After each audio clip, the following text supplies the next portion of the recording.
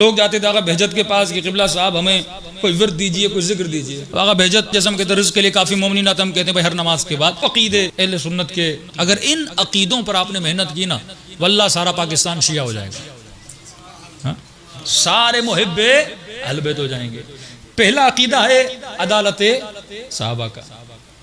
अब अदालत साहबा मिस्र के एक बहुत बड़े मुफ्ती हैं, कहते हैं कि शियों ने भी वो इस्मत अहले बैत के लिए नहीं रखी जो हमने अपने साहबा के लिए रखी है। वो कौन सा अदालत? अदालत साहबा का मतलब भाई साहबी कभी भी गलती नहीं कर सकता। अब जब आप तारीख खोलते हैं गलतियां तो हैं, जंग जमल है, जंग सिफीन है, कत्ल हुज्र इब्न उदय है, जनाब अबू ज़र गफ़ारी को निकाल देना है, जनाब अम्मार यासिर का कत्ल, ये तो सरेआम मोहम्मद अली इंजीनियर मौलाना इसहाक़ बयान कर चुके हैं। तो जब ये चीजें पढ़ते कहते नहीं, क्योंकि वो आदिल थे। भाई ये कैसे आदिल थे कि एक ने दूसरे को कत्ल किया।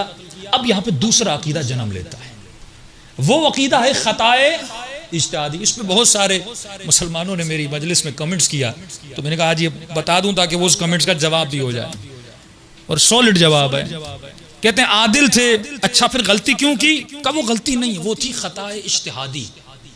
कौन सी खता? इज्तिहादी। अच्छा ये जो खता इज्तिहादी का अकीदा ये शियों में भी है, तो हम तो फंस जाते हैं ना, क्योंकि हमारे पास भी अकीदा है, उनके पास भी अकीदा। ये फिकी मसला है खता इज्तिहादी का। वो कैसे?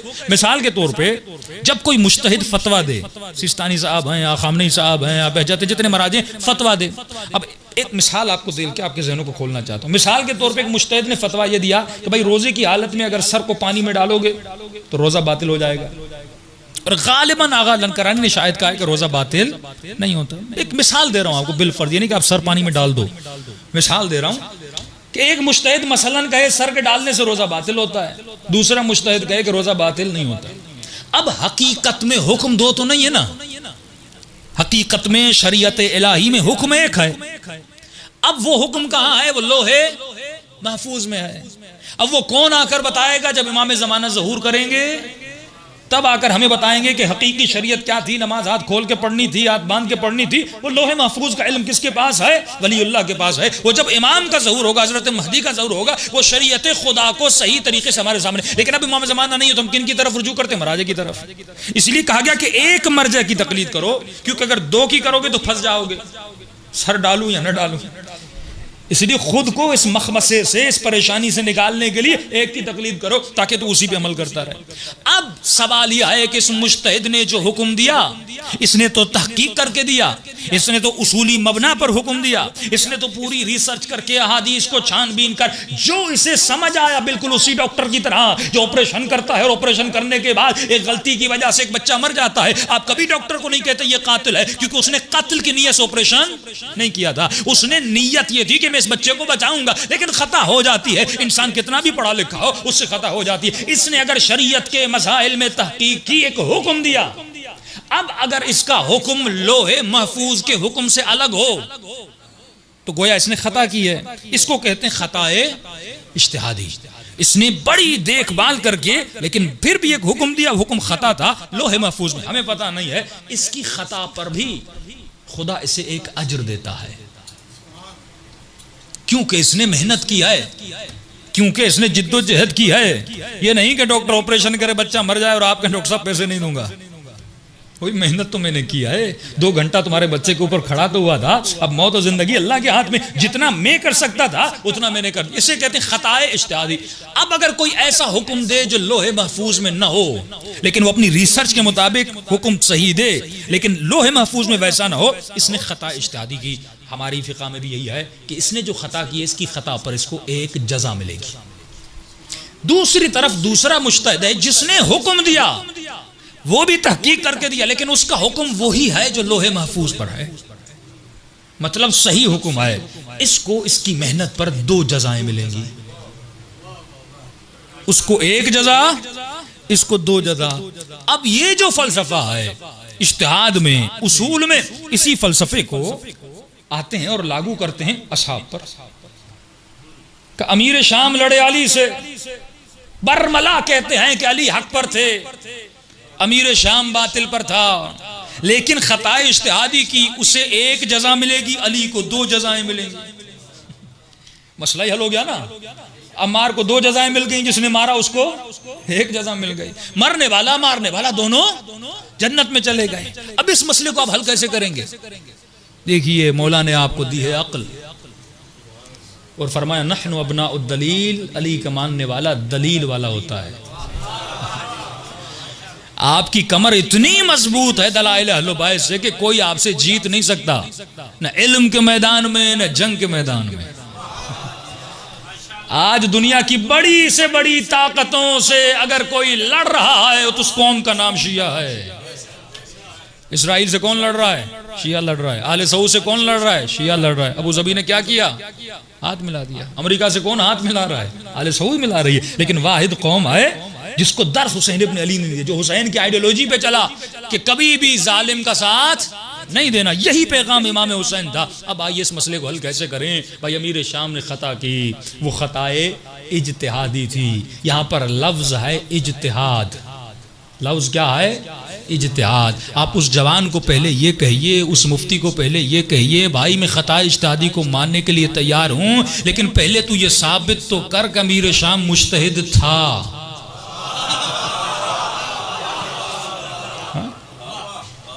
मरते मर जाएंगे लेकिन कभी साबित नहीं कर सकते कि वो मुज्तहिद थे। क्यों? इमाम अबू हनीफा मुज्तहिद है, इमाम हम्बल मुज्तहिद है, इमाम शाफी मुज्तहिद है, इमाम मालिक मुज्तहिद है, क्योंकि उनकी किताबें हैं, फिक़ही रिवायात हैं, इस्तिदलाल है। हमें अमीर शाम के 4 सफ़े लिखे हुए दिखा दे। 4 सफ़े। जिसको मुज्तहिद कहा जाता है वो सिफात भी तो होनी चाहिए ना। मैं कह रहा हूं ये फला यूनिवर्सिटी का प्रोफेसर, इसमें तो तासुब है ही नहीं। वे प्रोफेसर हो तो डिग्री दिखाओ, आलिम हो तो इल्म दिखाओ, बहादुर हो तो मैदान से न भागो। निशानी, इंसान का वजूद निशानी बताता है ना, कि तुम निशानी बताओ। अब को नहीं फला आदमी, ये तो बिल्कुल ऐसे है कि एक आदमी का नाम शेर अली हो लेकिन सबसे बड़ा डरपोक हो। भाई नाम से तो कुछ नहीं होता ना, नाम भी हो और नाम के साथ अली जैसा काम भी हो। तारीख खोलो, ये बेहतरीन दलील है कि ये किसी का मुज्तहिद होना साबित करें। वल्लाह थक जाएंगे, साबित नहीं करेंगे। आखिर में ये कहेंगे कि इनसे हमें 4 हदीसें मिलती हैं। अगर 4 हदीसें मिलने से कोई मुज्तहिद बन जाए तो कल से सारे मुसलमानों के बच्चे 10 हदीसें याद कर ले तो सबकी फतवा पर फिर अमल करना। सलवात पढ़े मोहम्मद वाले मोहम्मद पर।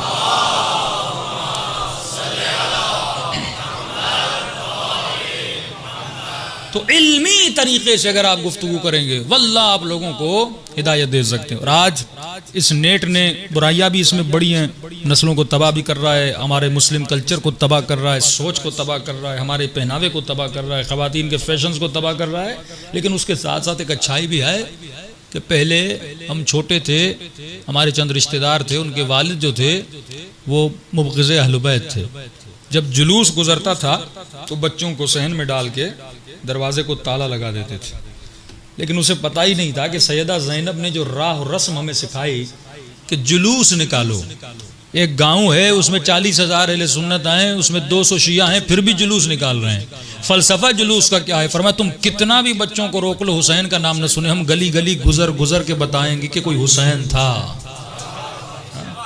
ये वो सोशल मीडिया था, हमारा जुलूस था सोशल मीडिया। इंशाअल्लाह इसकी तफसील में आऊँगा कि हम क्यों बाज़ कल्चर्स पे फंसे हुए हैं। अगर हम वाक़ई हमारे जवान अपने कल्चर को बदलें और रस्मी आज़ादारी से निकलें तो आप पाकिस्तान में शीयत का चेहरा, दुनिया में शीयत का चेहरा बेहतर से बेहतरीन बयान कर सकते हैं। हम क्यों बदनाम हो रहे हैं? क्योंकि उसी रस्मी मजलिस पर, रस्मी आज़ादारी पर रस्मी शिया बने बैठे हैं। लिहाजा अब क्योंकि दुनिया तरक्की कर चुकी है, नौजवान पढ़ लिख चुके हैं, एक पढ़ा लिखा नौजवान जब आपकी रस्मी आज़ादारी को देखता है वो इस मकतब को एक्सेप्ट नहीं करता। जब तक आप नई आज़ादारी यानी जिसमें दुनिया के तौर तरीके के उसूलों के मुताबिक आज़ादारी की जाए और इमाम हुसैन के पैगाम को फैलाया जाए, फिर आप देखेंगे पूरी दुनिया में हुसैन हुसैन की सदा आ रही होगी। इसकी दलाइल भी हैं, इसके मेरे पास आसार भी हैं, वो इंशाअल्लाह जज़ायतुल रज़्क़ सकी की बड़ी मिसाल है। उन्होंने आज़ादारी के रंग को थोड़ा बदला, तरीके को बदला और तरीका ऐसा बदला कि वहाँ पर अफ्रीका में इन्होंने मिलियंस ऑफ लोगों को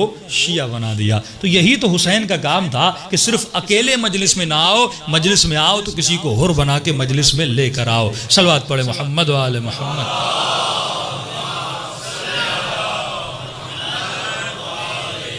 मोहम्मद तहकीकी इंशाअल्लाह, क्योंकि मैंने काफ़ी 3-4 साल हो गए मैंने वाहवा वाली मजलिसें छोड़ दी हैं।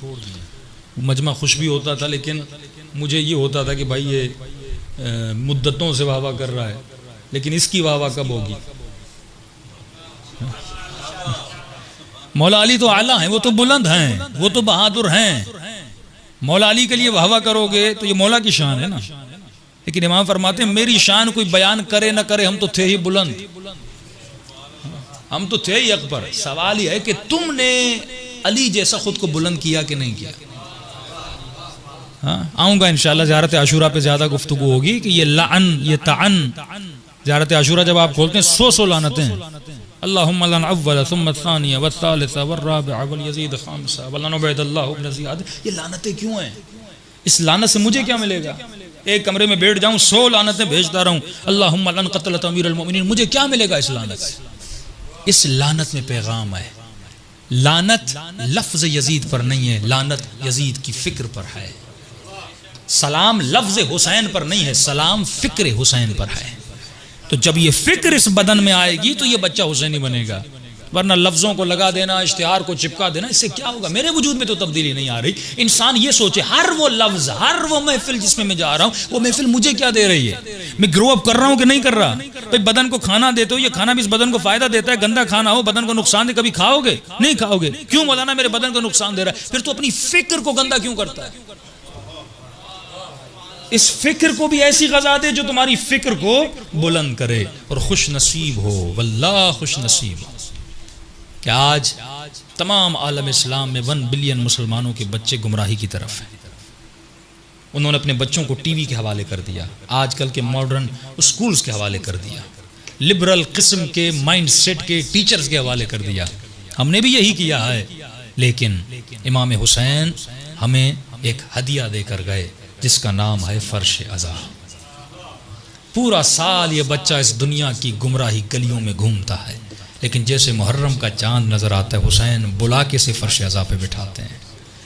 ये दर्स, ये तरीक़ा 2-2 महीना आपके बच्चे क़ाल रसूलुल्लाह, क़ाल अमीरुल मोमिनीन, क़ाल जाफ़र सादिक़ इस मिंबर से सुनते हैं। वल्लाह अगर ये मजलिसें न होती, हमने तो अपने बच्चों को इतना नहीं सिखाया। मेरे बच्चे ने खैबर सुनी तो मिंबर से सुनी, खंदक सुनी तो मिंबर से सुनी, करबला की आज़ादारी सुनी तो मिंबर से सुनी, मसाइब इमाम हुसैन सुने तो मिंबर से। तसव्वुर करे अगर मिंबर ना होता, हम तो किताबों को कभी उठाते भी नहीं। ये किसकी जहमत थी? ये सैयदा ज़ैनब की जहमत थी। फरमाते अगर बीबी ज़ैनब न होती आज तेरे पास ईमान न होता। इस पर भी सजदे शुक्र करो कि अल्लाह ने तुझे 12 इमामी बनाया। इसी पाकिस्तान में कुछ 6 इमामी हैं, कुछ हफ्ते इमामी हैं, यानी 6ठे तक तो आया लेकिन 7वें तक नहीं पहुंचा।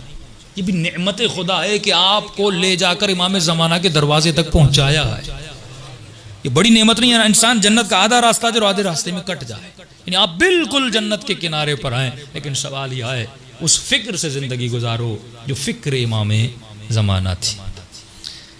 फरमाते हैं क़यामत के दिन हर आंख रोएगी। बिस्मिल्लाह। सवाल है? जी जी बिस्मिल्लाह। गलत नहीं है, फलसफा बता रहे हैं ना, फलसफा।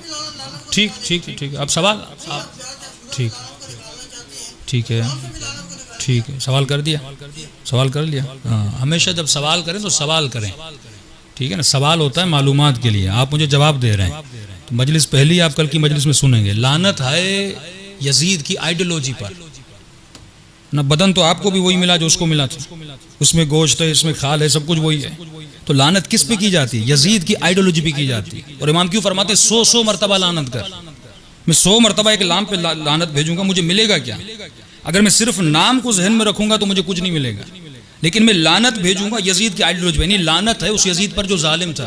तो जब 100 मरतबा लानत भेजूंगा तो मेरे दिल में जुल्म की नफरत पैदा हो जाएगी, ठीक है ना।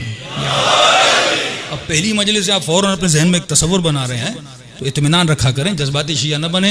इमाम फरमाते शिया जज्बाती नहीं होता, टीन के डब्बे की तरह नहीं होता, जल्दी गर्म भी हो जाए जल्दी ठंडा भी हो जाए। सलवात पढ़े मोहम्मद व आले मोहम्मद।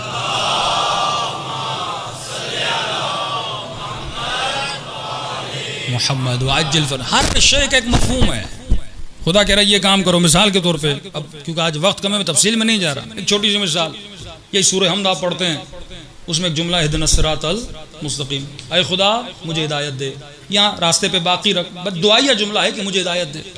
करबला के मैदान में हुर भी नमाज पढ़ रहा है, वो भी यही जुमला कह रहा है कि इहदिनस सिरातल मुस्तकीम। करबला के मैदान में शिमर भी नमाज पढ़ रहा है, वो भी कह रहा है इहदिनस सिरातल मुस्तकीम। हुर ने इहदिनस सिरातल मुस्तकीम कहा, नासिर हुसैन बना, उसने इहदिनस सिरातल मुस्तकीम का कातिल हुसैन बना। जुमले तो वही थे ना, जुमलों के दोहराने से क्या होता है? फर्क ये था कि शिमर सिर्फ जिक्र कर रहा था और जिक्र भी कर रहा था, इस पे फिक्र भी कर रहा था। रस्मी अल्लाह सल्लल्लाहु अलैहि वसल्लम। अभी बहस खुलेगी तो आगे चली जाएगी, वही जो काम आपके मिंबर से दूसरे अपने शिया एक मकतब के लोग कर रहे हैं। जोर है लानत पर, अब लानत भी बेचता है, बाद में जाके शराब भी बेचता है। ये लानत किस काम की है? शिमर में 4 सिफात थी, कभी आपने सिफात को पढ़ा कि शिमर शिमर क्यों बना, यजीद यजीद क्यों बना? इंसान मजमुआ है आदतों का, या इसमें अच्छी आदतें हैं या इसमें बुरी आदतें हैं। जब अच्छी आदतें आती हैं तो इन अच्छी आदतों का नाम है राह हुसैन, जब बुरी आदतें आती हैं इन आदतों का नाम है राह यजीद। जंग अफराद से नहीं है, जंग उनकी आइडियोलॉजी से है। तब इमाम हुसैन फरमाते हैं कि भाई ये आप तसव्वुर कर सकते हैं कि इमाम हुसैन यजीद की बैत करते हैं, हमारे तसव्वुर में भी नहीं आ सकता। तभी इमाम ने ये नहीं कहा कि हुसैन यजीद की बैत नहीं करेंगे, फरमाया मिसली ला युबायु मिसली। इमाम एक पैगाम दे रहे हैं कि हुसैन तो करेंगे ही नहीं, और कहा यजीद ये तेरी भूल है कि तू हुसैन से, अरे हुसैन से तो दूर की बात, जिसकी फिक्र हुसैन जैसी है वो भी तेरी बैत नहीं करेगा। हुसैन तो बड़ा मकाम है, तो जंग फिक्र की है। हम अल्फाज में खुद को जकड़ दें और अल्फाज में पढ़े रहें, यही तस्बीह जनाब शहीदा कितना फायदा देती है। आयतुल्लाह तस्कीर फरमाते हैं, आयतुल्लाह बहजत फरमाते हैं कि लोग जाते थे आगा बहजत के पास कि क़िबला साहब हमें कोई विर्द दीजिए, कोई जिक्र दीजिए। तो आगा बहजत मसलन जैसे हम कहते हैं रिज़्क़ के लिए काफ़ी मोमिन आता, हम कहते हैं भाई हर नमाज के बाद सूरह वाक़िया पढ़िए। मोमिन नाराज़ हो जाते हैं, मौलाना ने मुझे जिक्र दिया नहीं, ये समझते कोई नई चीज़ हमें निकाल के दी जाए।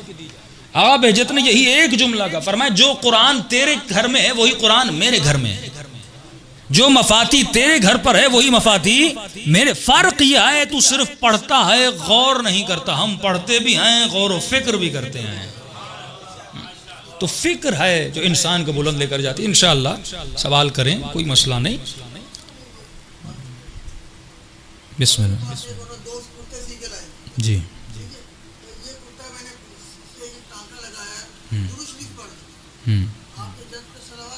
जी